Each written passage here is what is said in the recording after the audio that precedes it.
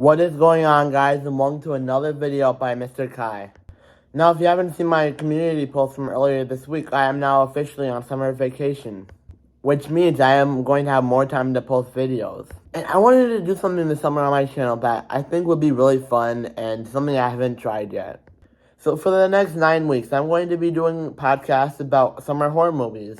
And I'm not just talking about movies that take place in the summer. I'm talking about movies that have, vividly, colors or just make you feel like it's summertime. And I'm going to be calling these series of podcasts Fright Waves. So without further ado, let's jump into my first podcast episode, which we will be covering Stephen King's It from 2017.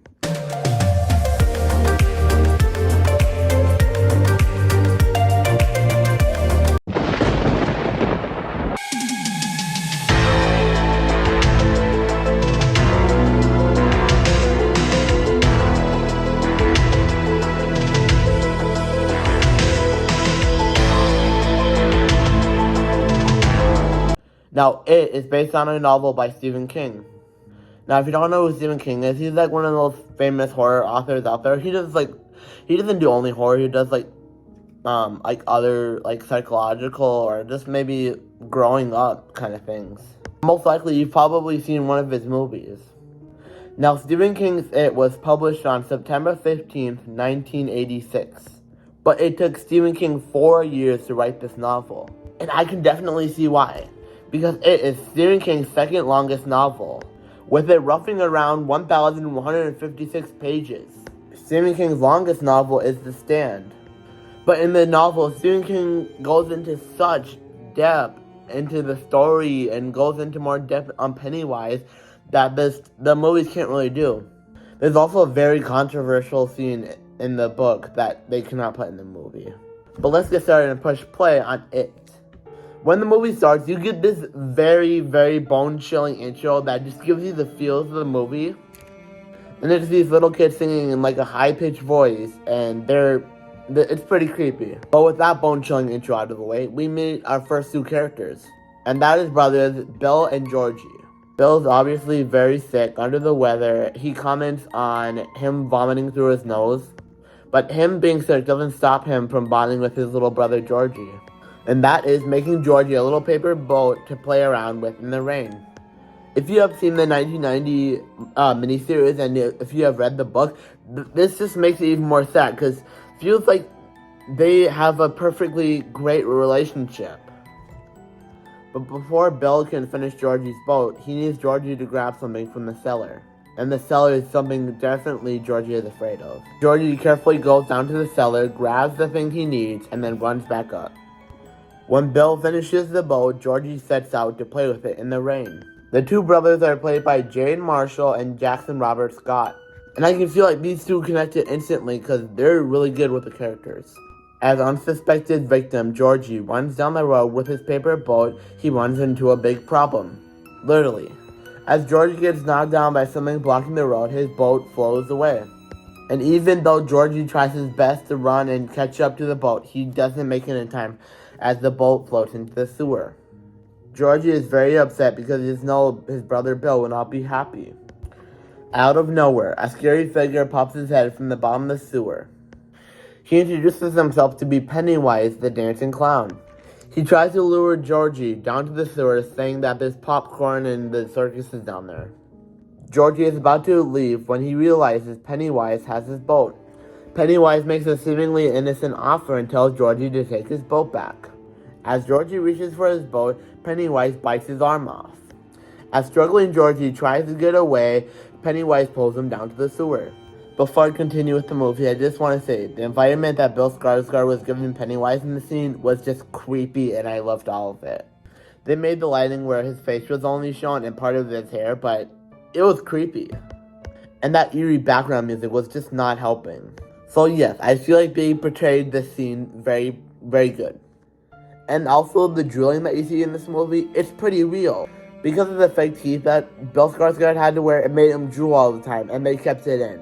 One complaint I have about the scene is that when Georgie dies, the CGI is really bad.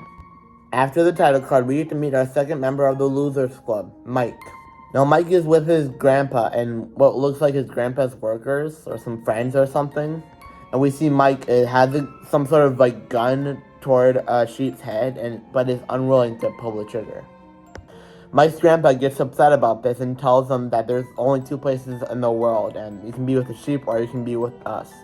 After that, we get to meet the rest of the Losers Club. We see Bill, Richie, Eddie, and Stan all walking down the hallway after school ends. And I feel like this group of friends has this great relationship. Where, like, yeah, they make fun of each other, but they're having fun on the way. I felt like the casting was good, but the acting was over the top. As the Losers Club exit the school, we see them talking about how many missing kids are gone and, like, how adults are doing nothing about it. But their conversation is interrupted by bully Henry Bowers. As Henry Bowers and his gang are terrorizing the Losers Club, Henry Bowers turns to Billy and says that basically he was giving him an easy time this year because of his brother dying, but that next year he's not going to go easy on him. And that's something I want to point out. Henry Bowers is way, way more brutal in this movie than the 1990 miniseries adaptation. He is constantly harassing them more, and he's actually using physical attacks on them. While the 1990 Henry Bowers just uses words against his victims. But this version of Henry Bowers is way more scarier, and I'd honestly move if I ever got into one encounter with him. But we then cut to the two characters who have yet to join the Losers Club, Ben and Beverly. The two instantly connect, and Beverly even signs Ben's yearbook because nobody else did. And that kind of sparked a little crush that Ben has in Beverly. After a scene or two, we cut to Bill coming home from school, and it comes to the garage where his dad is waiting for him. His dad finds out that Bill has been making a plan on how to find Georgie and the different ways to find him. His dad gets very upset, tells him that his brother is dead and that there's nothing that they can do about it, and that he just let it go and move on. Stan is now practicing his speeching for his bar mitzvah. He gets easily criticized by his dad for messing up the words, and his dad tells him to go put the book back in the office. But in his dad's office is a painting that Stan does not like it. He thinks it's very creepy. He awkwardly walks to his dad's desk and puts the book down, but after that, the painting falls down. Stan is obviously a little freaked out, so he goes to hang up the poster again, but the painting of the woman is not there. The woman in the painting comes up behind Stan with this creepy smile, and I don't think she's that scary at all. I think she's funny. She's hilarious, if anything. We then have to see Ben's first encounter with Pennywise. Since Ben has moved to Derry, he has been interested in the history of Derry. As Ben is flipping through the Derry history book from the library, he encounters an event that happened a while back. It's like an Easter massacre where a boy's head was found in a tree. And as Ben tries to flip all the pages, it keeps zooming in and zooming in on the head until you get a clear look on what the head looks like. Ben is then lured by a balloon to go down in the basement, where he follows the trail of Easter eggs. When the trail stops and Ben is in the basement, Pennywise takes the form of the headless boy.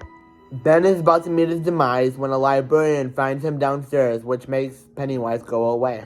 Something I want to bring up is this movie has constant use of CGI jump scares. Some of the special effects in this movie are cool, but most of the scary scenes, they just use CGI, which I'm okay with. They want to use a bigger budget. They want to do bigger, badder, scarier than the miniseries because it was aired on TV. So now they have something they have more to do with the movie, and they want to take advantage of that. So they want to make it more scarier. So they want to use CGI basically. Ben, not knowing what just happened, runs out of the library where Henry Bowers and his goons are waiting for him.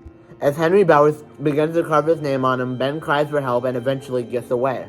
Henry Bowers and his goons end up falling down a huge hill and where Henry Bowers lost his knife, which gives Ben an escape. But one of his goons, Patrick, tries to find Ben, goes to the sewer, and he basically encounters Pennywise as these zombie-like characters, and they kill him. We then cut to the Losers Club in the sewer, and where they find Betty Whipson's recently missing little girl. They find her shoe, and they basically make them want to leave, but Bill wants to keep going, right? Because Bill wants to find Georgie, and Bill knows that Georgie is in the sewer. They then hear something outside, and it's Ben, a severely injured Ben, where they take him to the pharmacist to get medicine and to heal him. At the pharmacist, they realize that they do not have enough money to pay for the medical supplies that they need to fix up Ben. Beverly then walks up to the group, sees Ben severely injured, and agrees to create a distraction so the boys can steal medical supplies. After the pharmacist scene, we learn that Bill and Beverly once shared a kiss in an elementary school play. But after that scene, we have to learn about Beverly's unstable home life with her abusive dad. You can obviously tell that Beverly is not happy where she is and that her dad does not treat her right whatsoever. But we then cut to the 5 boys on top of a cliff about to jump into a lake. They all seem pretty scared to do it until Beverly comes running past them, jumping into the lake. It is then that all the boys jump into the lake with her. They're having kind of this montage bonding moment. I think it's a pretty critical moment in the movie because they're finally becoming friends. They're finally becoming one team, even though Mike hasn't joined the club yet. Back at the top of the cliff, they start talking about dairy history and what Ben has learned. And then they go to Ben's house where they tell him that there was a time when people just vanished without a trace. There was rumors of Indians, and I hope they cover most of the background in Welcome to Derry, the new Pennywise origin kind of story TV show that's coming to Max soon. We then see Eddie, played by Jack Dylan Grazer, walk by the well house, this creepy, torn apart looking house, and while he's walking over there, he drops his pills, and then a leper, Pennywise disguised as a leper, comes chasing him, and as he's about to go over the fence, Pennywise takes his clown form and tells them that, they'll all float down here, and then Eddie escapes. The special effects that they used for the leper, I think, were really good. I felt that they did the best job making him look gross and everything. I thought it looked pretty good. Back at home, we see Bev hearing voices coming down from the drain. She goes to find a tape measure, and then she sticks it all the way down the drain, and she brings up this bloody strand that's sticking to it, and tries to pull her down through the head, and then it gushes her with blood everywhere. When she tries to call for help from her dad doesn't see anything wrong, and he just leaves her like that. We now finally have to see Bill's encounter with Pennywise. Bill wakes up one night, and he's hearing noises from Georgie's room. He goes in there, he's having this kind of sad moment, looking at his toys, his bed, and then he sees Georgie run across the door, and then he drops his Lego. Bill follows Georgie to the cellar, where everything's just kind of flooded, and Georgie is just standing there. And then fake Georgie is trying to convince Bill to come with them. And then Georgie just kind of starts decaying, kind of starts molding his face around, and then Pennywise pops up out of the water and chases Bill, but he doesn't get him in time. Now that most of the losers had experiences with Pennywise, they started talking about what they saw, and they started doubting them because they saw different things, but it's one thing, it's it. Before they get any further, they see Mike's bike and Henry Bauer's car. We then see Henry Bowers beating up Mike, and then Pennywise just in the corner kind of just mocking him. Henry Bauer stops when somebody throws a rock at him. The Losers Club save Mike and recruit him. They kind of have this all-out rock fight, which is probably really dangerous because most of the rocks that they are throwing are that big, but it's kind of cool to see. The Losers Club end up bringing Henry Bauer down, and with Mike recruited, we now have 7 members of the Losers Club. All the losers then, I think, go to Bill's garage where they put on the projector, they look at the maps and realize all the killings, all the murders, they occur, and it all adds up to the well house. Then the projector kind of starts going insane, starts showing pictures of Bill's family, and then Pennywise as Bill's mom, and then Pennywise just kind of, it's another CGI jump scare where Pennywise is huge, and he comes popping out of the projector, and then he goes away once the garage door opens. Now that they know where it lives, Bill wants to go kill it. But Stan is still very hesitant about it, that he wants to stay outside while they go look. So Bill, Richie, and Eddie end up going to the well house. It is then where we see Pennywise mocking them with he shows Richie a picture of him missing, and then he starts to break them up because he knows he can't kill them when they're together. He breaks Eddie's arm. He brings Richie into this room with a bunch of clowns, so that's what he's afraid of. He is about to kill Richie, and then Bill opens the door and slams it. Eddie is very close to being killed by Pennywise until Bill and Richie find him in one of the doors. Then they all kind of meet up and Beverly sticks this like pole thing through his head, and it's pretty cool. Pennywise takes one big slash at Ben's stomach until he goes away. And it's kind of like a hectic moment because they're all really afraid Eddie's arm is broken and they're just kind of afraid. And that fear is making them fall apart. Bill and Richie are fighting, and none of them except Bill and Beverly want to keep doing this. So they all leave. Then we kind of get like this montage about what's been happening like the next 3 weeks.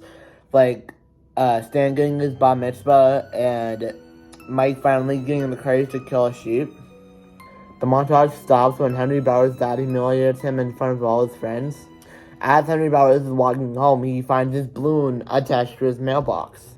And what's inside it, you may ask? Inside the mailbox is his knife.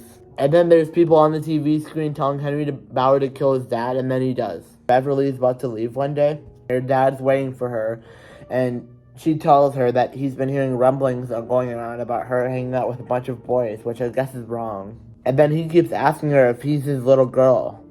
Things get pretty violent. Beverly ends up killing her dad with a vase. Only to make matters worse, Pennywise kidnaps Beverly. Bill comes to check up on Beverly when he sees that her dad is knocked down and killed and that there's a message on the bathroom wall. Bill goes out to find Richie and they convince the rest of the losers to go out and save Beverly and kill it once and for all. They set up a rope for them to get to the bottom. As the losers are making their way down, Beverly wakes up and Pennywise kind of puts on this like circus performance for her, and he almost kills her until Beverly tells it that she is not afraid of him and she's not lying. But what he does do to Beverly, he puts her in like this trance called the Deadlights, and it basically makes her levitate. Mike is the last one to make it down. Before he could do anything, Henry Bowers pops out of nowhere, attacks Mike, cuts the rope, and then he lunges himself on top of Mike. He holds Mike at gunpoint until Mike hits Henry Bowers with a rock, and then he pushes him down the well. Okay, so now all the losers have made it down the well. Right as they're trying to get Beverly down, Bill sees Georgie. Georgie is trying to tell Bill on how he's been alive this whole time, and that he wants to go home, and that he's scared. Bill almost falls for it, but then puts Georgie at gunpoint, pulling the trigger, making him transform into Pennywise. So now all the losers and Pennywise are having it out. They're kind of fighting back and forth until Pennywise grabs Bill and he makes an offer to the losers. He offers to let them go if they let him have Bill. And then Richie steps in and hits Pennywise with a bat. So now the losers kind of have the upper hand because they're not afraid anymore, and Pennywise is trying to give everything he's got, but he can't really do anything because they're not afraid anymore. Then the losers stop kind of pinning Pennywise in the corner where he can't do anything and he's really weak. They're about to kill Pennywise until he falls down the well. They assume that they killed him. After a couple of days, they're together again, and Beverly is talking to them about a dream that she had about how they're grown up again, they're still facing Pennywise. Bill then asks everyone to take a blood oath that if Pennywise is still alive, that they'll kill him. They all participate in this blood oath. The film ends with just them living one by one until it's just Bill and Beverly, and they share one final kiss before Beverly goes to live with her aunt. And that's the end of the movie. Here are some facts you maybe didn't know. Most of the lines in this movie were improvised by the actors.